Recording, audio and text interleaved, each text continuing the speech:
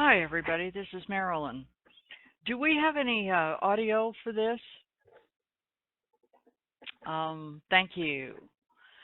Hello, everybody. This is Marilyn, and it's time for the noon edition of Welcome to My World. It is the 26th of May. This is a Thursday, and I haven't had a chance to trade this morning. I've been putting out a bunch of fires around here, so anyway, I think now that it's the time that I don't really like to trade, I've got everything under control. However, I hope somebody was watching bonds this morning because that was pretty easy. Pretty easy, nice trade. The indices are not nearly as attractive as they were earlier in the week. It looks like today TF is quite a bit stronger than the other ones. But they've had their fair share of up and down, and I'm noticing that that YM put in one of these Lori specials where it just real tight range, and then all of a sudden it came right on through the swing. So if you caught that, that was pretty nice too. Let's see. We've got the VIX is coming down a little bit. These markets are likely to not do a heck of a lot more than they're doing today, tomorrow. But there is some news in the morning, so we want to pay attention to that. VIX right now is trading about 1385, so it's dropped below 14. And for the whole week, Brent has stayed in a pretty tight range. The big news on crude oil today is it broke 50. And I'm not sure it's gonna get up there and close above 50, but you know, it's still not finished. The day isn't. So that could very well be, and that will create a lot of news from the geniuses that do all the talking on TV. They'll talk and talk and talk about it. We had a question this morning that I wanted to address because I think we have some people in here that are probably a little bit newer to trying to trade futures, and they are watching the charts and the chat room, and people are calling trades and posting charts that have to do with futures. One of the things, if you're going to trade futures, you have a homework assignment over the weekend, and that is to bookmark the CME Group website and then get in there and find where it lists all the roll dates for the various contracts. And don't think for 1 second that there's some rhyme or reason to those dates, because there isn't.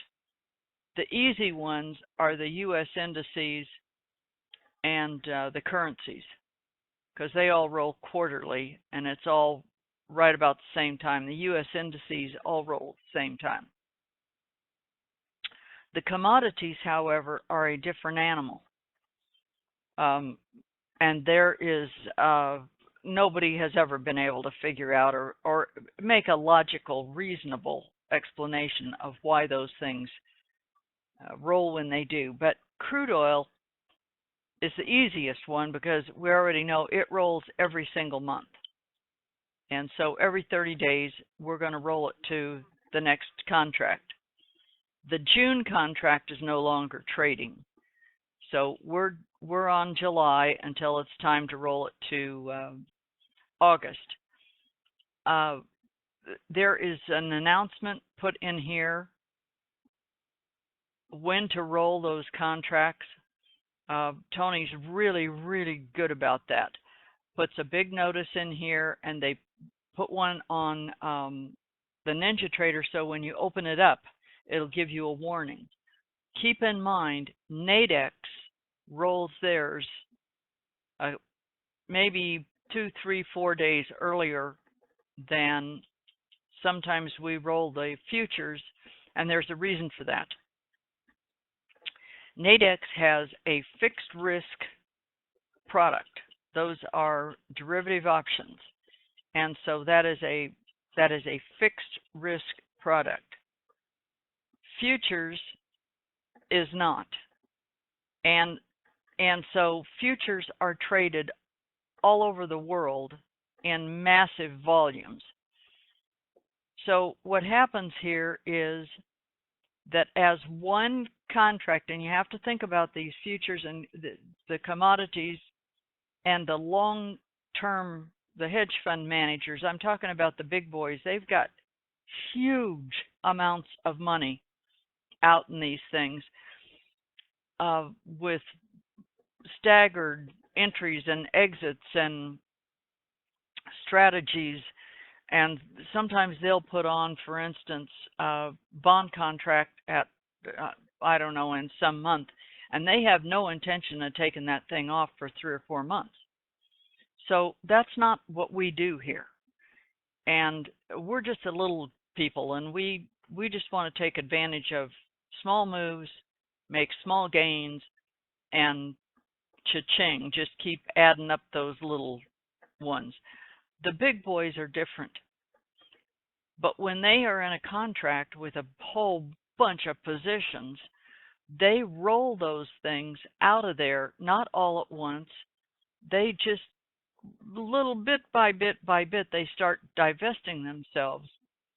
And what do? If they have to sell the contract to get out of it, then they're going to buy the next month, or vice versa. If the market has come way down, they've shorted that thing way at the top, and they may have on, $6,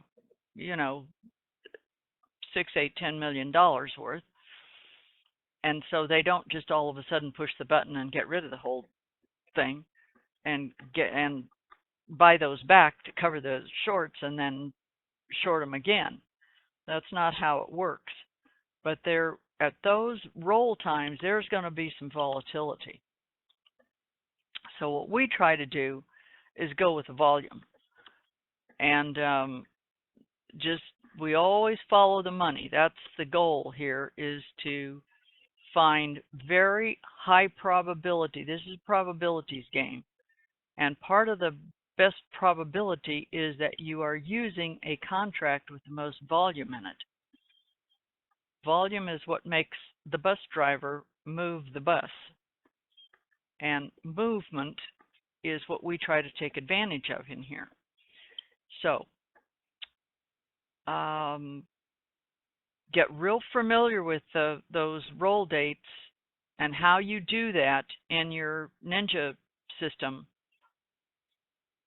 and don't get caught if you suddenly bring up a chart and you're sitting there thinking, why isn't this thing doing anything? And there's absolutely no volume in it. I mean, it hasn't moved for 2 hours. 9 times out of 10, you're on the wrong contract. So check that. Everything you ever wanted to know, everything that is known to mankind about futures contracts is on that CME website.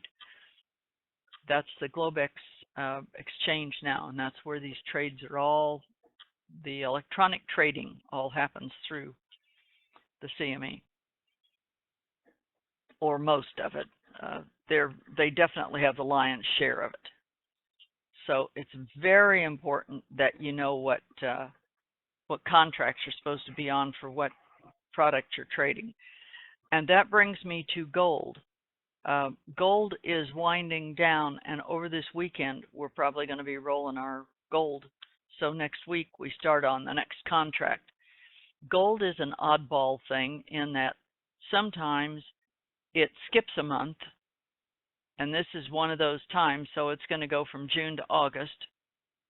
And, this is just an oddity of the way these function.